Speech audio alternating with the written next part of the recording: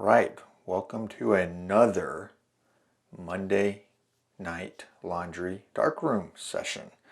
So we are going to continue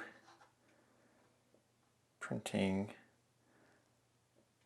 this guy right here. Where we last left off, and I'm starting a little bit earlier tonight than normal, where we last left off, I had done a half a grade print, and we're going to keep the same negative, and instead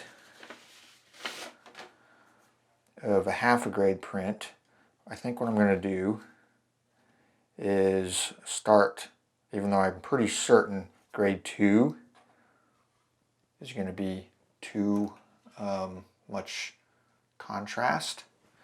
We're going to start at grade 2 and then go to 1.5 and then 1, and then we'll look at them. In terms of time, we were at 10 seconds. We're going to go to 12 seconds just because. And I've got set up here all the stuff: developer bath, stop, fix. It's all there. It's all ready to go. Got my lights, the whole 9 yards. Let me get this locked back in. And everything else is set up and ready to rock and roll. So that's what we are going to do, is rock and roll.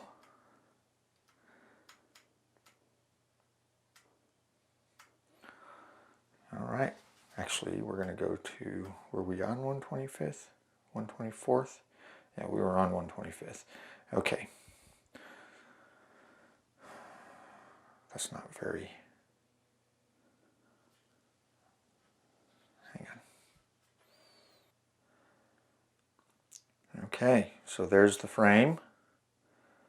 It's basically the same as what we had last time. Somebody moved this stuff around since my last darkroom session, and I had to reposition the negative.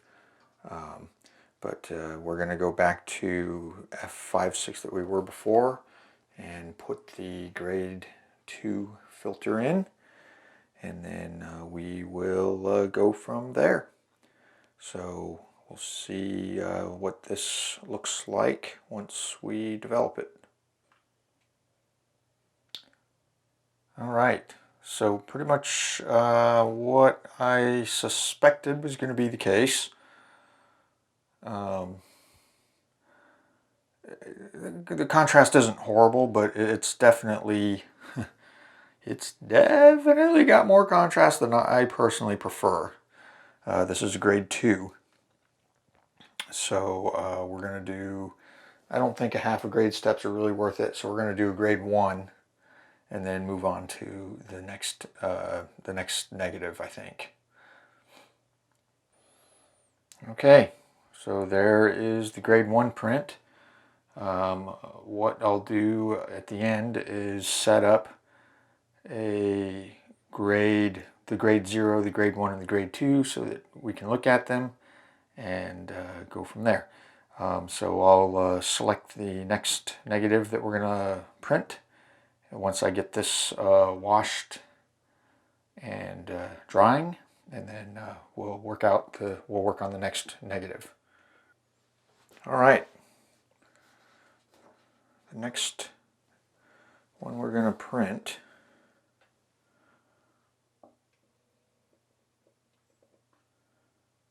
is this one right here.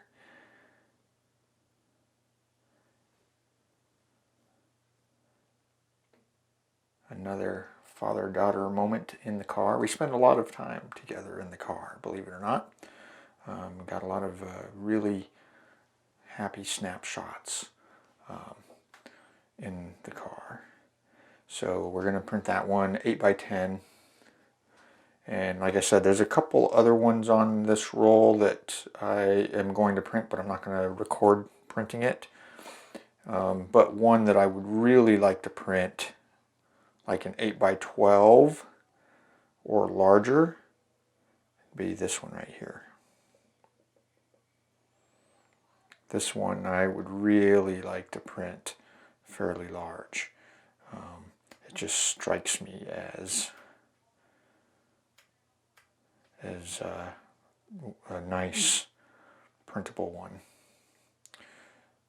On the road, it looks good. The framing is good, just the whole way it works out. So I'm gonna look at maybe printing this like an 8x12 or maybe even a 12 by, I don't know, yeah, 8x12 on an 11x14 sheet. So anyway, that's what we're gonna print next. So I gotta get everything set up and then we'll do it. Okay, there we go. So this one, I think I can probably print this at a grade 2 and leave it at 12 seconds, simply because this is mildly underexposed relative to the other ones, and I want to, so we're going to use a grade 2 filter. I want to keep my black levels the same, and we'll just punch up the contrast. So we'll start at grade 2, and if it's too much contrast, then I'll start to reduce the contrast. But we're gonna stay at 12 seconds. Just do one print with this at 12 seconds in grade 2, and see what we come up with. So we're gonna go F5.6 again, a grade 2 filter. There we go. All right. Well, I clearly misjudged that one. So F5.6 is too much light at 12 seconds. So I'm going to go to 10 seconds and go to F8 and see what that gives me. Yeah, this is way too much exposure. Way too much exposure. So yeah, we'll have to do that one over again. I know running test strips, you can, whatever. I don't have an easy way to cut the paper, and frankly, I don't really have the space to cut the paper. It's easier to just burn a sheet. So here we are. All right, 10 seconds, F8 instead of F5.6. The shadows back here are a little dark. These highlights here in the background are actually just about perfect.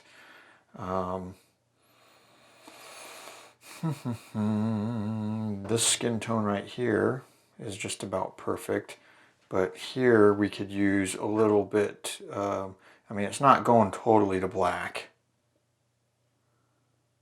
You can see detail there. It's just darker than I would prefer. So we'll see. I will, and this is a grade 2. So let me go to a grade 1, and I may have to bump the time up on a grade 1, potentially. But let's see what a grade 1 looks like if I keep everything the same. It should, at a minimum, lift up this side here quite a bit. All right.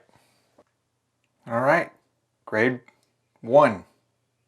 Everything the same, 10 seconds, F8, grade 1 filter, boom, world of difference. You'll see this really, I mean, this basically is as good as I would I couldn't ask for it to be any better, essentially. It's just about perfect. The recording shows it quite a bit lighter than it actually is, but this is just about right. Grade 1 is pretty much what I'd expect. So there we go.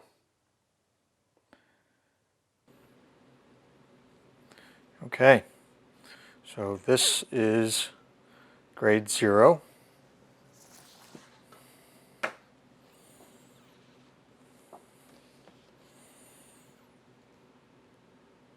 Grade 1.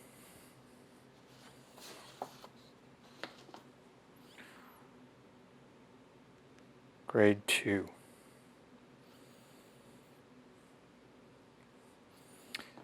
Grade 2. Grade 1. Grade 0. Alright, now for this print, we started off 10 seconds F5.6, way too dark, and grade 2. We went to F8 at 10 seconds, kept it at grade 2.